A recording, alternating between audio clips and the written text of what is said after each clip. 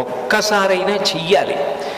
నేనైతే ఏం చెప్తానంటే వ్యక్తిగతంగా సాధ్యమైనంత వరకు సంకటహర చతుర్థి వ్రతాన్ని ప్రతివారు సంవత్సరంలో ఒకసారైనా చేసుకోవడం అలవాటు చేసుకోవాలి. నేను ఎందుకు ఈ మాట అంటున్నానంటే వేదవ్యాసుడు దేవీ భాగవతం చేస్తూ ఒక మాట అంటాడు, కాలో హి బలవాన్ కర్త సతతం సుఖదుఃఖయో నరాణం పరతంత్రాణం పుణ్య పాపానుయోగత.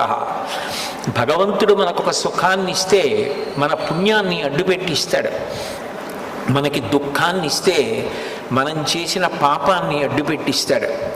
నేను చేసిన పుణ్యమేదో నాకేం తెలుసు, నేను చేసిన పాపమేదో నాకేం తెలుసు, అనుభవంలోకి వచ్చేశాక తెలుస్తుంది. అది అనుభవంలోకి వచ్చేసి సంకటం ఏర్పడిపోయిన తరువాత పరుగులు తీసే కన్నా అటువంటి సంకట స్థితి రాకుండా ముందే సంకటహర